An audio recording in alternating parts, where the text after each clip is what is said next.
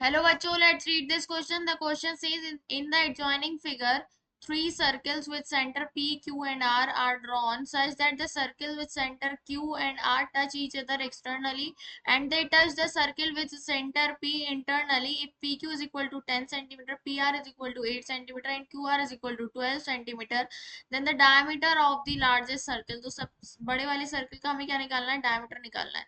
यहाँ जो हमारा की कॉन्सेप्ट यूज हो रहा है वो क्या है? की कॉन्सेप्ट है इस क्वेश्चन का कि radius of a circle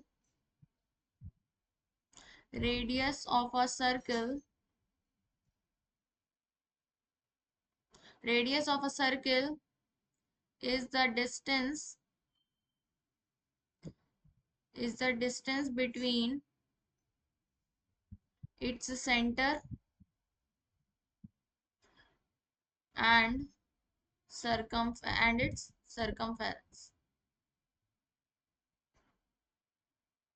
radius क्या होती है? ये है सर्कल, ये इसका सेंटर है. इस सेंटर से इसकी सरकमफेरेंस मतलब इसकी आउटलाइन तक की जो डिस्टेंस होगी वो क्या होगी? इसकी रेडियस होगी. ठीक है, ये पी हो गया, ये क्यू हो गया, ये आर मैं मान लेती हूँ.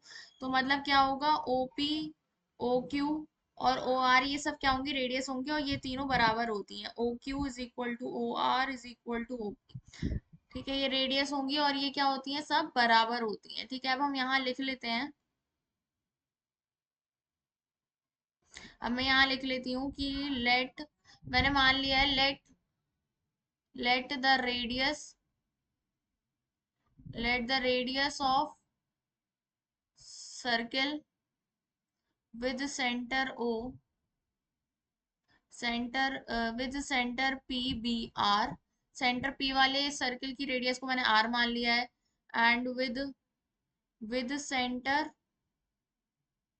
Centre Q be R one, उसकी रेडियस को मैंने आर वन मान लिया है, ये जो जिसका सेंटर क्यू है.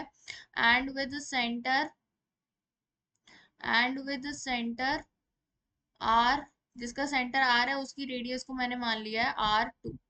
ठीक है, अब यहाँ हम लिख लेते हैं हमें क्या क्या चीजें गिवन है. हमें गिवन क्या क्या है क्वेश्चन में? हमें गिवन है कि पी क्यू जो है वो बराबर है 10 सेंटीमीटर के, पी आर जो है वो बराबर है 8 सेंटीमीटर के और क्यू आर जो है वो बराबर है 12 सेंटीमीटर. ठीक है, अब हम यहाँ सब लिख लेते हैं क्या क्या गिवन था हमें. पी क्यू जो है हमें 10 सेंटीमीटर गिवन है, पी आर हमें 8 सेंटीमीटर गिवन है और क्यू आर हमें 12 सेंटीमीटर गिवन है. ठीक है, अब मैं ये वाला जो पॉइंट है इसको मैं मान लेती हूँ. इसको मैं कह देती हूँ let it P Q R, इसको मैं एस कह देती हूँ. ठीक है, इस पॉइंट को मैं क्या कह देती हूँ? एस कह देती हूँ. इसको मैंने एस कह दिया. ठीक है, अब यहाँ पर हमें क्या क्या मैंने सपोज किया है जो पी सेंटर है, जो ये जो सर्किल है जिसका सेंटर पी है, उसकी रेडियस को मैंने आर माना है. मतलब ये क्या होगी? आर होगी, इसको जेड कह देते हैं. ठीक है, और ये जो सेंटर क्यू है उसकी रेडियस को हमने माना है आर वन, इसकी रेडियस को क्या माना है? आर वन माना है. तो इसको हम एक्स कह देते हैं, ये हो जाएगी आर वन. और सेंटर आर वाले सर्किल की रेडियस को हमने माना है आर टू, इसको हम क्या कह देते हैं? वाई कह देते हैं. ठीक है, अब क्या होता है कि रेडियस जो है सबकी बराबर होती हैं, तो पी जेड भी रेडियस होगी बड़े वाले सर्किल की, पी वाई भी रेडियस होगी बड़े वाले सर्किल की और पी एक्स भी रेडियस होगी बड़े वाले सर्किल की. तो मतलब क्या हमें पता चल रहा है कि P Z is equal to होगा P X is equal to होगा पी वाई के. ठीक है, अब हम यहाँ दो दो करके इसको निकालते हैं. तो सबसे पहले मैं ले लेती हूँ P Z is equal to P X. तो पी जेड कितना है? पी जेड है हमारा आर. और पी एक्स कितना है? पी एक्स है हमारे पास P Q plus Q X. ठीक है, ये हो जाएगा R is equal to P Q कितना है? 10 प्लस क्यू एक्स हमने आर वन माना था. ठीक है, तो यहाँ क्या हो जाएगा? R one is equals to R minus 10. इसको मैं इक्वेशन नंबर वन कह देती हूँ. ठीक है, अब मैं क्या ले लेती हूँ? अब मैं ले लेती हूँ किसको? P Z is equals to P Y ले लेती हूँ. पी जेड कितना है? आर. और पी वाई कितना होगा? पी वाई होगा P R plus R Y, P R plus R Y.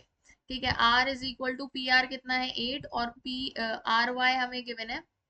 Are Y हमारे पास हमने सपोज किया है आर टू. तो R2 की वैल्यू क्या आ जाती है यहाँ से, R-8, इसको मैं इक्वेशन नंबर 2 कह देती हूँ। ठीक है, अब यहाँ देखिए, अब ये जो है हमारे पास क्यू आर क्या होगा, QS प्लस RS, है ना, यही तो होगा क्यू आर क्या होगा, QS, क्यू आर हमारा क्या होगा, क्यू आर हमारा होगा, Q R is equal to QS plus RS। और QS क्या है, QS इज किसकी रेडियस है, क्यू सेंटर वाले सर्कल की, QS किसकी रेडियस है, क्यू सेंटर वाले सर्कल की। और RS किसकी रेडियस है, RS रेडियस है R सेंटर वाले सर्कल की। तो मतलब क्या हो जाएगा हमारे पास, QS जो है वो किसके बराबर होगा, QS बराबर होगा R1 के, और RS बराबर होगा R2 के, RS बराबर होगा R2 के। ठीक है, तो यहाँ हम लिख लेते हैं, QR हमें गिवन है यहाँ पे 12, और QS क्या है, QS है R1 और RS है R2। ठीक है, अब हम यहाँ पर R1 और R2 की वैल्यू पुट कर देते हैं फ्रॉम इक्वेशन नंबर 1।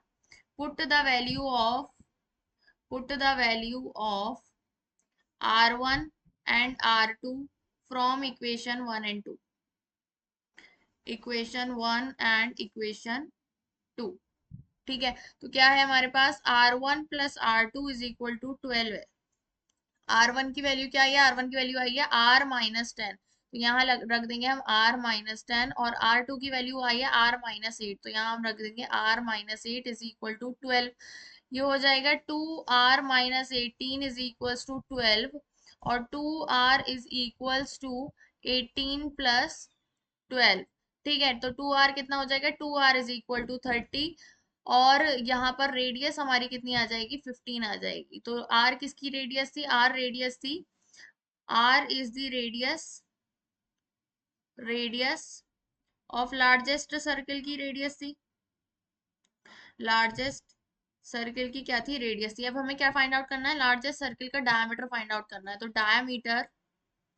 डायमीटर कितना होता है, डायमीटर होता है 2 × R, मतलब क्या हो जाएगा, 2 × 15 इज इक्वल टू 30 सेंटीमीटर। हमारा क्या आ जाएगा, डायमीटर आ जाएगा किसका, बड़े वाले सर्कल का। So the final answer is 30 centimetre. Option A is correct. Hope you understood it well. Best of luck, thank you.